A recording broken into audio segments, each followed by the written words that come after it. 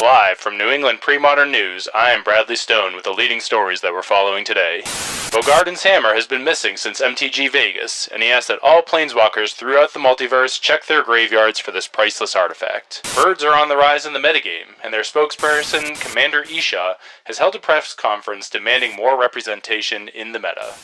The Mass Pike is closed after an 18-wheeler full of shrimp flipped, dumping its Phyrexian payload onto the highway, killing many and leaving traffic backed up for miles. But the main story that we're following tonight is coming out of Boston, Massachusetts. Pre-modern players were left stunned and reeling after Lobstercon tickets sold out in a matter of seconds. Many prominent members of the community have been left displaced and frustrated after the turn of events. Local authorities have begun rounding up and arresting members of the duress crew, though many are still at large. Notably, Nicholas Mayo, infamous head boss, has gone into hiding, and Billy was spotted skulking along the shoreline of Michigan. The Swedish dictator Martin Berlin has spoken out publicly, advocating for the execution of all members for their malfeasance. In the wake of this catastrophe, a power vacuum has engulfed in the Northeast as many crews step up and try and lay claim for supremacy. The punk-ass Zoo crew, greatest rivals of Duress crew, have emerged as the front runners, laying siege to the Dante and entrenching themselves within the fortress. Reports are circulating, however, that a tenuous alliance has been formed between the Red Line Tree Folk and the naval forces of the Rishanen Port Authority. No sightings of the deranged hermits have been made yet, and it is assumed that they are deep within the wilderness, completely unaware of the events taking place. That's it for now, but tune in later tonight as we continue our coverage on this story. Welcome, everybody. Holy shit. This has been the most crazy week in, like, pre-modern history probably ever. I'm still stunned. Like, obviously, for anybody that's been living under a rock, hello. Welcome to the Hardcast. My name is Jay. My name is Bradley Stone, and coming out of retirement a little bit early. True. Yeah, welcome back to my podcast. Indeed. This past weekend, we had registrations for Lobstercon, and we expected that it would go pretty quickly. Last year, we sold out in about 3 or 4 hours, but I think everybody was under the assumption that, like, yeah, if you want it, you'll be able to get a ticket. I think that was, like, the big thing. Yeah. It was like, if you really wanted it, you know, they might sell out in an hour or whatever, but as long as you're there on time, you'll be fine. Holy shit. None of us expected. Literally, I was in Discord in a call with Nick, and noon hit, and all of a sudden 100 people were registered, and I was like, all right, the first 100 people were super excited. You know, that's to be expected. And then 200 hit, and I was like, all right, it's slowing down now. And then it ticked over to 1201, and then we were capped. And I just, before I even knew it, there were 200 people on the wait list. Yeah. It's so funny because you guys went on Discord to, like, hang out. Yeah. And, like, watch sales roll through. Exactly. I just assumed we'd be there, like, for a couple hours. And just literally gone in an instant. Okay. Well, that was fun. So why did it happen the way that it did? Well, here, let's back up slightly here. Sure. So this event sold out like that, and obviously, like, temperatures were slightly hot throughout the day. There was a lot of talk online, and actually, it was quite cold outside. Yeah. Anyways, we as Duress crew were basically trying to stay silent, I think is a good way to put it. And I was tweeting up a storm. So okay, yeah. Well, I was staying silent and just kind of, like, wanted us to come together and discuss everything before we started making public declarations or public announcements or anything like that. Definitely, fair to say. So we've been slightly quiet since everything happened, and obviously there's been a lot of questions that we are going to try and address today. But the main thing is that, you know, we wanted to meet up, which we did last night. We went over to Pat's house. We had a nice little din. We hung out. We chatted. We came to some conclusions, and hopefully we're going to shore all this up, answer your questions, and move forward with this. Yeah, and I think that, I guess to just kind of lay some groundwork, remember, before all of this, we do this for the love of the game. We are not We don't do this for a job.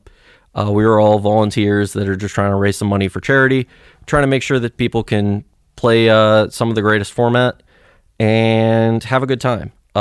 So I know some people might be like, hey, just, I don't know, like rent out a warehouse in Boston. That's cheap, right? Right. Well, we'll get into all right. that. All right. We'll Sorry, get I'm into jumping that. the gun. But yeah. keep in mind throughout all of this, we're volunteers. Yes. Smile. Yes. So where do you want to start? So, yeah, we'll start with the facts about what actually happened leading up to registration. I think. Sure. Right. So the first thing to say is that we swapped to Spicerack this year, for better or for worse, mostly for better. Oh, incredibly. We made for the better. switch in the way that players registered for a quality of life upgrade on our part. The old way of doing things is that players filled out a Google form and they sent a PayPal on an honor system, and then somebody had to go through and match up 330 payments to names and make sure that everybody had registered properly. It was a huge pain in the ass. So we swapped to Spicerack to try and automate this process, which worked out mostly well, with a couple hiccups, mainly in the fact that the last 20 spots sold out the last spot sold out to 20 people all at once. Yeah, so this is kind of just like a, not to get too in the weeds on the technical stuff, but a lot of, like, there's a big difference between just a payment system that just registers you for an event and something like like what Ticketmaster has, where everybody gets stuffed into a queue and then it makes sure that, each person gets allotted exactly the one ticket. It's generally events that go through, whether it's Spicerack or Melee or whatever, these kind of systems, they're not expected to sell out in a minute.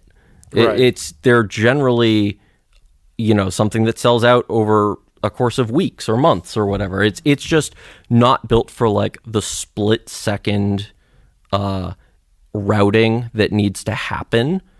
And yeah, I guess it's kind of to be expected. It happens. Obviously, we're not going to start selling tickets through fucking Ticketmaster and Right. Let them take a 40% cut or whatever. And also, we're not going to do it through Google Forms when all of a sudden we have just like 6,000 people that PayPal us on an honor system all at once, and we have no way of figuring out, or like, when was the cutoff? Exactly. When am I supposed to? We'd be still trying to sift through all that and figure that out. So, for anybody that was saying that like, oh, Spicerack sucked or whatever, like, it really did exactly what it was supposed to do. Yeah. It did what it says on the label. But you just have to remember that, like, when 1,000 people are trying to buy tickets to something all at exactly the same time, that's a pretty tough routing and software problem to figure out. And sometimes the tools meet the needs of the problem, and sometimes they don't. So. Right. Yep. And then, I guess the other thing is we knew that this event was going to be jammed up leading up to this. For sure. Just a fact. We talked about it on the year-end wrap-up last year, I believe. We talked about it mostly if anybody wants more information, by the way, on this event, and also a little bit of a teaser about stuff to come. We did talk a lot about this in the State of the Carunion. That's what it was. Yeah, which was about midway through the year or something, I think. Yeah. It was a few months ago, and you can find that episode on the Hardcast. And yeah, we definitely talked about some of this. We knew it was going to sell out. We knew it was going to be quick. Again, nobody knew this quick, but yeah, it was a known issue that the Dante can't quite accommodate the growing player base of pre-modern. 100%. Unfortunately for us, it just wasn't quite feasible to go after a new venue this year. Last year was our first time running an event of this size. We were super drained, burned out, exhausted afterwards. And basically the easiest solution was just running it back for one more year. And in that year, because we now had the experience and the know-how and the elbow grease and all of that of running these events, like this year would be way smoother for us and way easier. And in light of that, we would have the energy to pursue other venues and look into changes and alternatives and stuff like that. But it's been known for a while that this event was going to sell out, that it was going to be super popular, that we need a new venue, we need a bigger boat, and, we're going to get a little bit more into that, but we're working on it. But I just wanted to lay the groundwork that this was, anticipated. Yeah, it was expected for sure, but I don't think it also was anticipated with the acknowledgement that any amount of change would be such a drastic undertaking that it really just wasn't, I don't want to say not worth it for us, but especially before we didn't have the data for the waitlist data. I'll probably harp on this. Huge. Seeing that we've almost, hit, we almost doubled the waitlist is almost as long as the registration list. Right. And that is huge because now we know, all right, it's not just that we're filling up really quick and maybe we could fit 50, 100 more people. All right, we could run a 600 person event. Easily. And that is huge data because it really dictates, what our budget is, what our, how much we're willing to spend, how much space we need. All of this stuff needed to be calculated out, and especially in Boston, which I think a lot of people want to keep, the tournament. It's definitely a hotbed of pre-modern activity. In Boston specifically, if we look to scale up, kind of like one of the next steps up, we're looking at a 10x in price. So all of a sudden, we're starting to look at, $50,000-$60,000 for the weekend. And we can't just do that on vibes. Right. We needed to know how many tickets could we sell if we had a larger venue before we actually go signing contracts committing to those larger venues. Right. So I think knowing that this inflection point of pre-modern growing and us still being stuck, quote unquote, in a smaller venue, it was going to happen. Whether it was this year, whether it was next year, whether it was in 5 years, it was going to happen at some point. It happened sooner than later.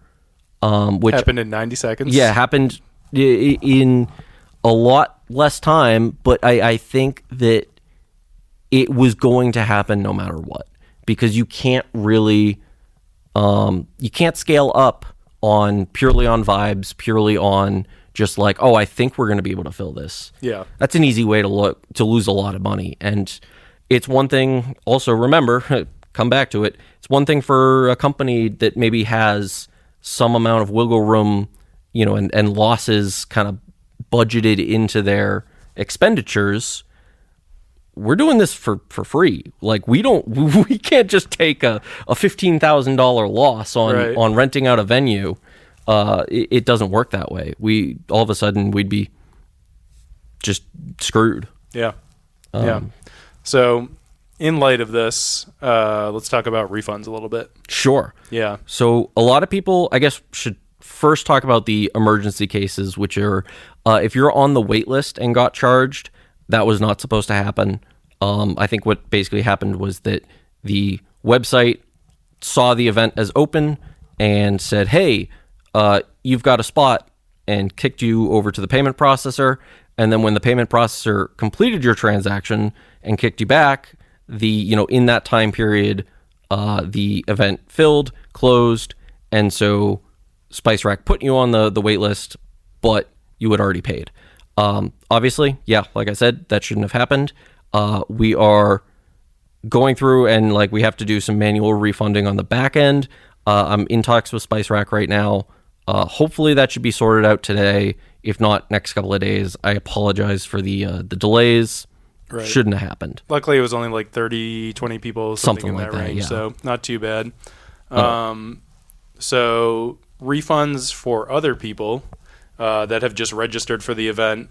So, the policy in the past has always been that Lobstercon was non-refundable. The money goes to charity. There's obviously a completely different scenario playing out this year in comparison to previous years, in that registration used to be open for weeks, if not months. It was really easy for people to make adjustments and talk to their friends and figure out how many people were going. But now everything just sold out in an instant. It was so fast, and a lot of play groups have been split.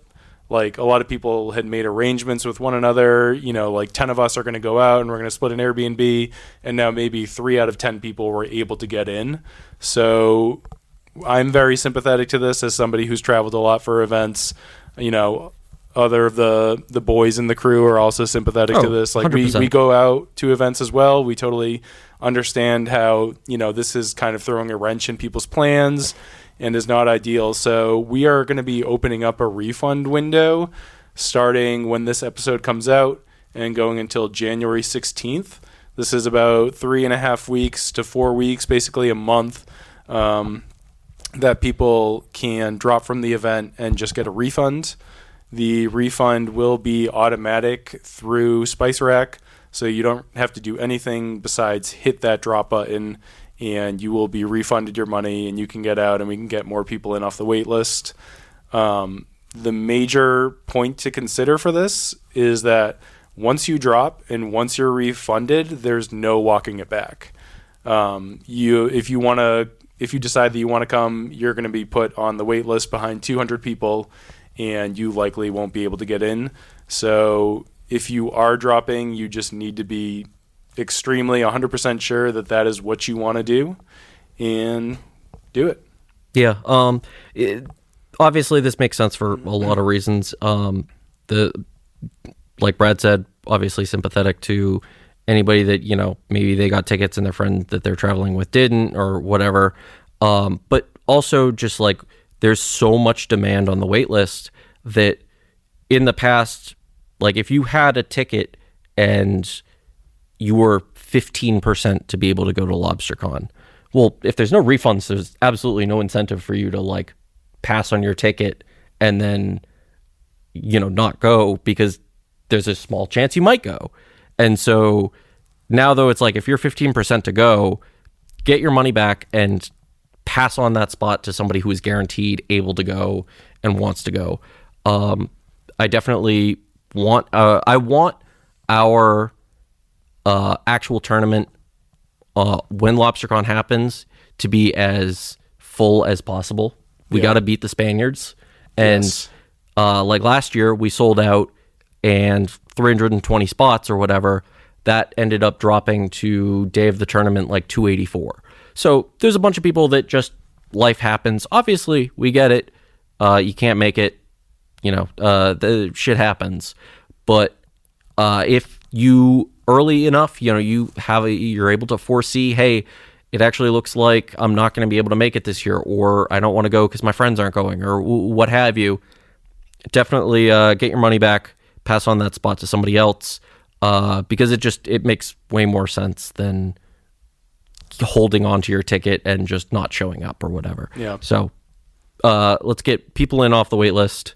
Obviously, we have 200 people or whatever on the wait list. I don't think we're going to get through all of them, but hopefully we can get a good chunk of people in. Yep. And like I said, just be damn sure that you want to drop, because if you're dropping, there's no coming back from it. And the other thing too is that there won't be any transfers this year. Yes, this is a big one. In the past, when we haven't really had a wait list, if you weren't able to go, it's oh, well, can I just give my buddy my ticket? Absolutely hard no on that this year. We have, we told people join the wait list for a reason. And so, yeah, it's really we're going to try and get as many people in off that wait list as we can. So yeah, apologies, but the transferring to a buddy or whatever is just not going to work out this year. Yep. Anything else before we move on to expectation management? I don't think so. Not with refunds or anything. Cool. All right, so the next thing to get into here is expectation management. A wise man once told me that the key to happiness in life is expectation management. And in order to keep y'all happy, we just want to tamper expectations right now. So there's been a lot of suggestions from the community about, trying to fix the scenario that we're in, trying to make changes to the event. The reality of the situation is that there won't be any changes for the event this year. There's no alternatives, there's no workarounds, there's no second venue or anything like that. Like, the event that we have planned is the event that we are going to be running. Yeah, it's one of those things where, is the juice worth the squeeze, and is it also even possible? Right. A lot of venues, if we wanted to do a smaller venue, just to split up the 2 days and then have people converge and then not do the side events or whatever.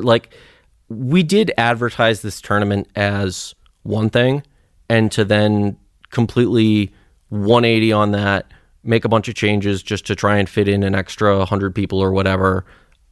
It just doesn't really make sense. Again, it sucks. I wish that this tournament could be for every single person who wanted to play, and that we could fit every single person that wanted to play in this event into the Dante. That would be amazing. But it's just not the reality that we live in. So we could potentially just rent a bigger venue. Well, no, not really. Again, venues in Boston are going to be $50,000, $60,000. Well, if you sell a bunch of tickets, you'll have that $60,000, and then you can just do that. Okay, well, we've already signed contracts. A lot of people don't even think about this. We're 4 months from this event. Right. It's coming up super fast. It's going to be here before we know it. So changing a bunch of things is just not going to happen. Yeah. Now, again, you talk about tampering expectations and not expecting something that's just not going to happen. But I do want people to have high hopes and high expectations for the people that do get to go. And again, I am sorry that it's not everybody.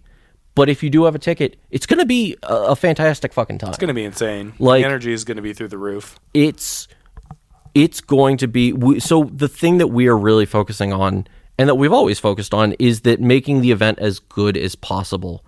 And right now, I think that means making the event as sick for the people that are able to attend it, and not just number go up if we can accommodate twice as many people, but everybody has only 30% as much fun because it's a poorly run event and at a scrap together last minute venue. Right. It just doesn't make sense. Yeah. So we do have to just kind of accept that for May of next year, this is what we've got. Let's do what we can with what we have. Let's put on a bang on show. Right. Let's have fun. Yeah. But and you made a good point too about how for every graybeard that's not able to come, we're now opening up a spot where somebody new is able to come in and experience Lobstercon for the first time and get that same feeling that all you old heads had once upon a time, right? Expand on that a little bit. No, you said it better than I can. Yeah, no, I think that it's important for everyone to remember that for every spot that some old person in the community who's been around forever and hasn't missed a Lobstercon or whatever, I truly do feel sorry. I am seriously, personally sad that every single person who is in that position can't attend. I really do wish, I want people to understand that I am being sincere. Right. All of us. We all have a lot of friends that for missed sure registration and won't be there. And it fucking sucks. Yeah. But I want people to remember that if you're an older person in the community, at some point, think back to your first Lobstercon and just remember that every single slot that didn't go to a person like you likely went to somebody who maybe this is their first Lobstercon. Maybe they haven't even fucking played paper pre-modern yet. And it's easy to be like, well, somebody like that doesn't deserve to go to Lobstercon. Like, I deserve to go because I've been with the community forever. And it's like, yeah, piss off. Because honestly, remember how important that first Lobstercon that you went to was in forming a bond for you with the format. Because, everybody, like, when I just think of pre-modern, one of my highlights is thinking of my first Lobstercon. Big time. And how exciting it was, how much fun I had. And that feeling of joy is just immensely tied to the format.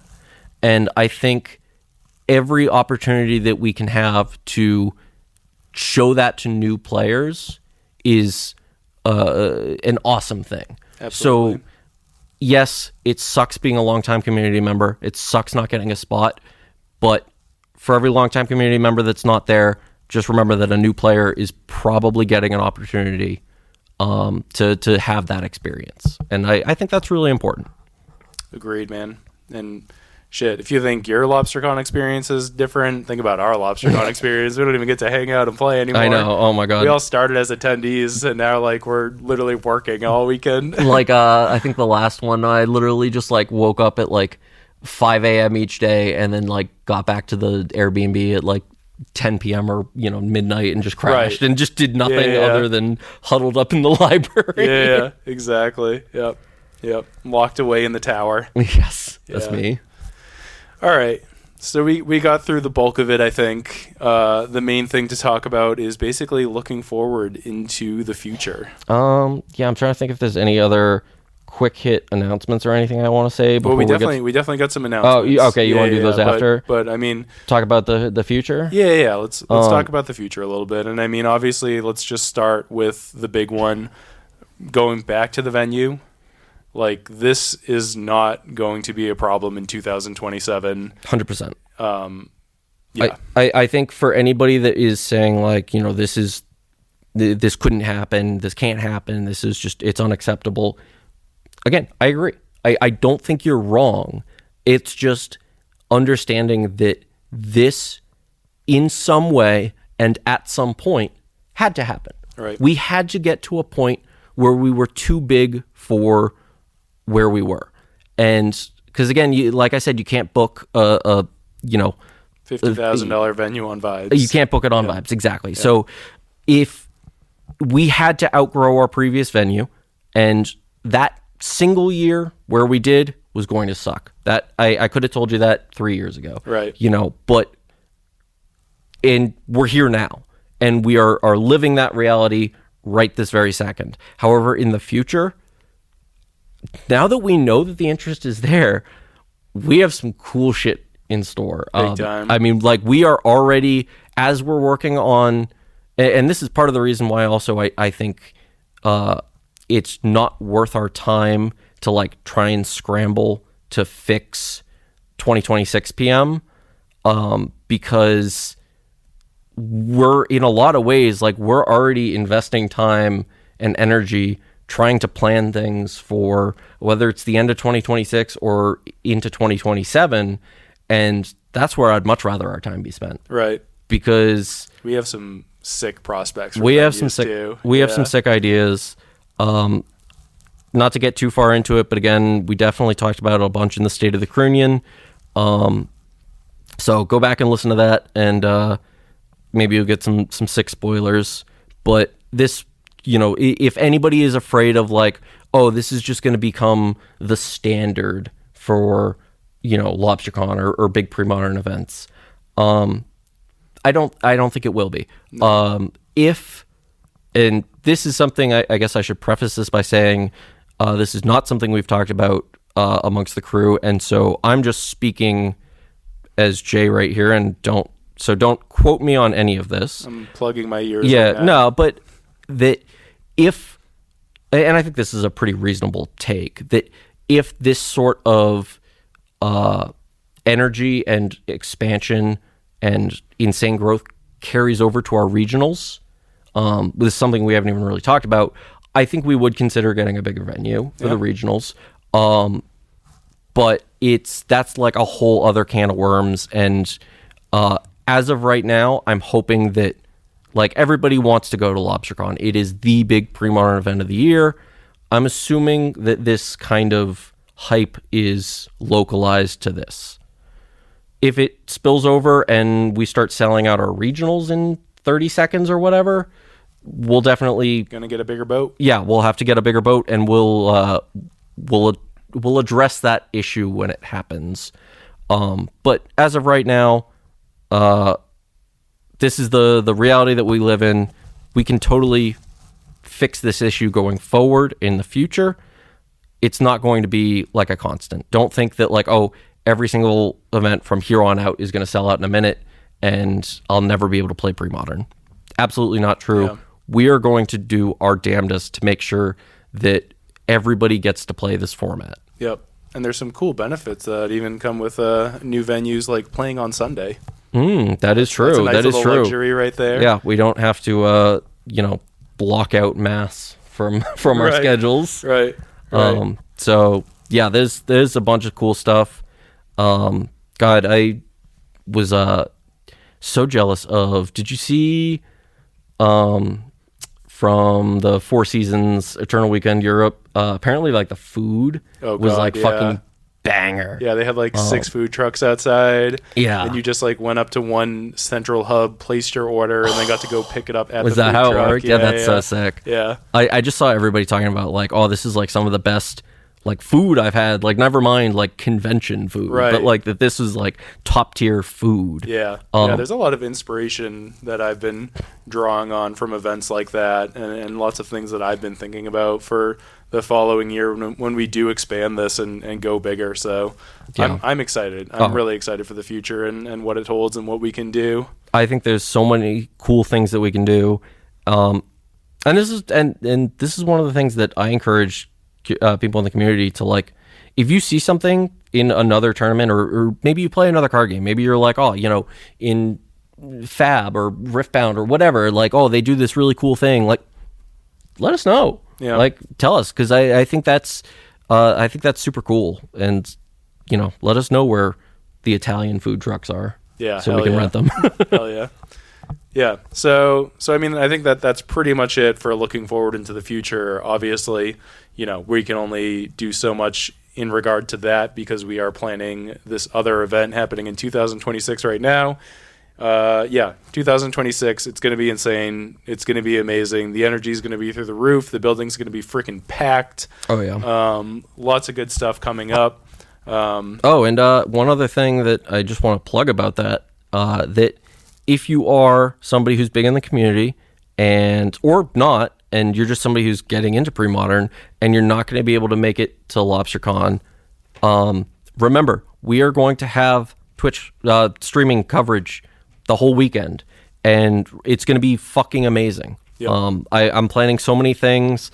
I'm really hoping to get like interviews and people down, like just like mobile camera setups to be able to like interview people on the floor and shit, and like be able to like I'm really, really excited about it. So if you are looking, if you have FOMO and you're like, damn, I really wish I was at the event and got to enjoy all this, come hang out and stream in May next year, and it'll be fun. Hell yeah. So let's see. Let's just go a little bit over a couple other things just to do with the tournament real quick. People on the wait list. Mm-hmm. If you are on the wait list and you get a nudge from Spicerack to register for the event, your spot will be saved for 4 days. Yep. So obviously, if you come off the wait list and you are not watching your emails, I really hope that we don't have any feel bads of like somebody missing the email. But so I really want to stress this, guys. Make sure you're watching your email. If you get pulled, especially obviously if you're like, you see that you're pretty low on the wait list.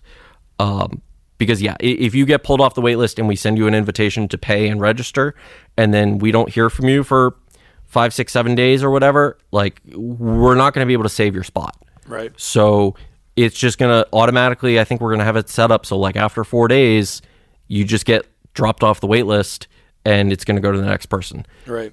absolutely would be a feel bad moment.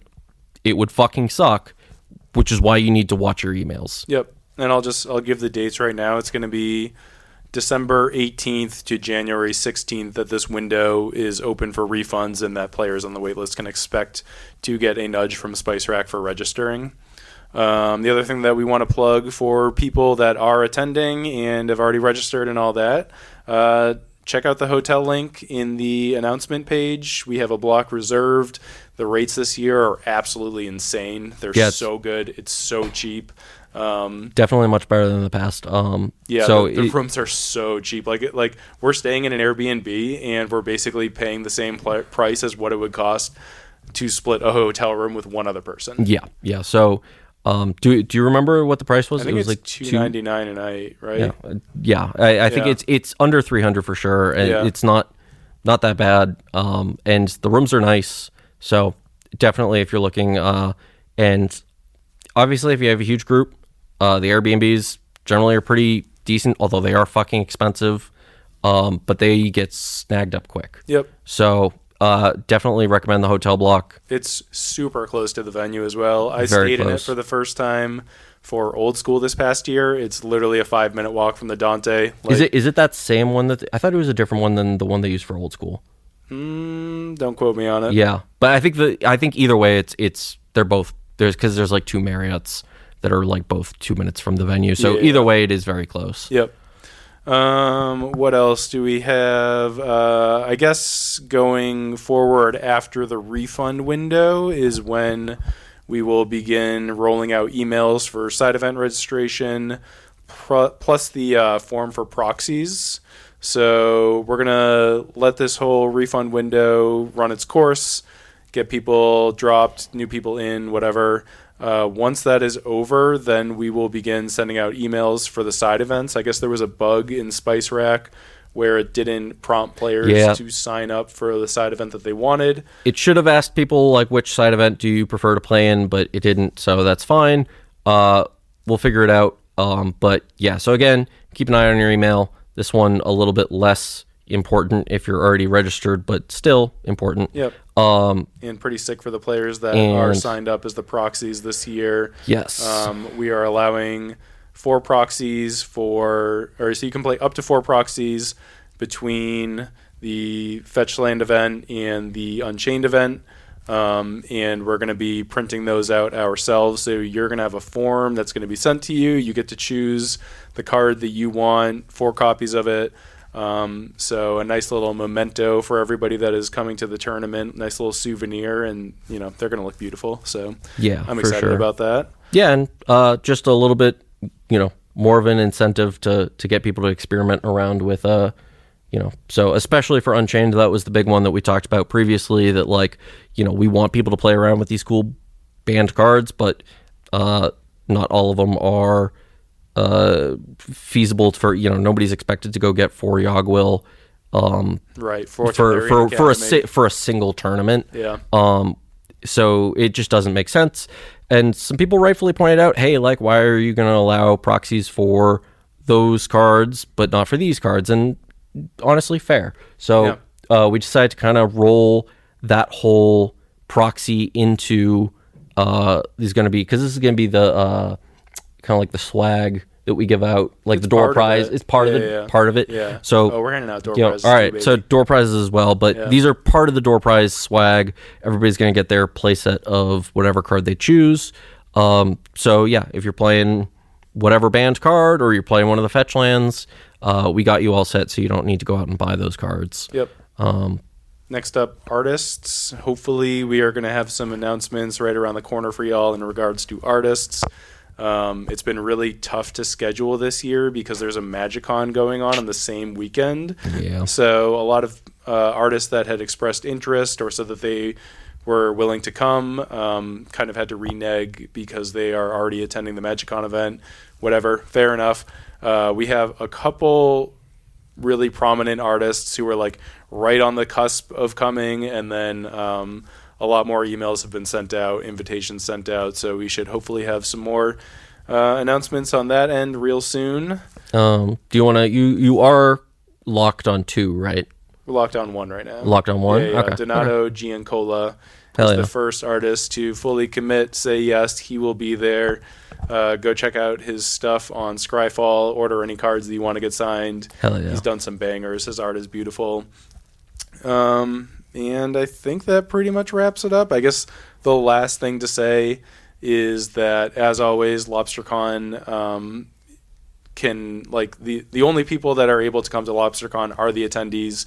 If you are not if you're not registered and you don't have a badge, don't show up. Yeah, But please that's don't. That's already known, and it's going to be harped on a million more times. Yeah, leading up we're to the like event.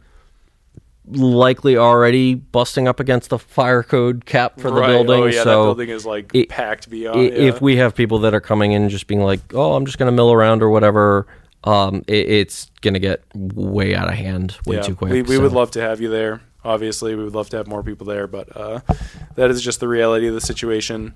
Anything coming up in the near future that you want to plug? If anybody is curious about our, what would this be, the winter regional, keep your ear to the ground. We'll we wanted to get through registration and stuff, but I think the plan is likely a little bit later into the season, like maybe February, March-ish time. But we'll have a registration date that we'll announce, and then we'll announce also, obviously, the date for the actual event, but hasn't been announced, though, if anybody's like, crap, did I miss it? Nope. We just wanted to get through Lobstercon registration and everything before we started worrying about that. So we're a bunch of sickos. Yeah, we are. Regionals and Lobstercon. I know, Jesus I know. Christ. But we definitely want to also get the regional out of the way before, so we have a couple of months to breathe exactly before Lobstercon. Yep. Other than that, I don't know if there are any like crazy things happening super soon that people need to be aware of. Just the only thing on my radar right now is the Winter Ball in Rochester, New York, that a bunch of us will be driving down to for the second year in a row. I'd like to. I missed it last year, but I'd love to try and get out. Yeah. For that. So sick time, great venue, good hangs with dudes, cheap city to go visit. It's wonderful. One other thing to just kind of let people know of things that are happening. Right now, probably at the time that you're listening to this, on Thursday, December 18th, are going to be the very first pre-modern challenges on MTGO. So if you don't know what a challenge is, it's a full tournament. You play however many Swiss rounds, followed by a cut to top 8. The payout is really good. Now that MTGO has pre-modern, they said they were going to start running challenges. I believe it's going to be tomorrow is Thursday, December 18th. There's one at just talking in Eastern time. 4 a.m., 9 a.m. 4. I think it's 4 a.m. and then noon and then 7 p.m. But I can Volrath Shapeshifter is unbugged. Volrath Shapeshifter is unbugged. That's a huge one. Operational. 4 a.m. Eastern time, noon Eastern, and then 7 p.m. Eastern. Yeah. So those are for the pre-modern challenges. Also, something that I know there's some people, especially people that aren't huge into Moto, might not know. During the holiday season, Daybreak does something called the All Access Pass. Basically, for $25, you can get a God account for 2 or 3 weeks. So if you are somebody that maybe doesn't play a lot of or any Magic Online, but you want to try it out, you want to see if you like it, you want to you just want to try different decks that you don't normally get to play in paper, see if you like them, you can run through a couple of leagues or whatever with a God account, and just any deck that you can put together, you have the cards for, you're able to use. So you don't actually have to pick up, rent anything. You do still have to pay for the event entries, but all the cards are just on your account. So that's $25. It started today. So I'm definitely picking that up. Started today? Yeah, I believe so. Today Jesus. was, so I don't have that big of a collection. And obviously, as a lot of people know, all the pre-modern cards are spiking like crazy right now. You know, Parallax Tide is $80 or whatever, Right. which is insane. But hopefully Daybreak will hear and, you know, start releasing like another Masters set or whatever in the future. But until then, check out the All Access Pass. $25 gets you every card for the period of time that it is. I don't know exactly how long. It says right here, 16 days. So yeah, so it lasts until Friday, January 2nd. Cool. So anyways, just my plug to get more people playing on Moto. But other than that, I think that's a wrap, baby. excellent. Everybody have a fantastic rest of your day. Yeah. We'll see you soon. All right. Bye. Bye-bye.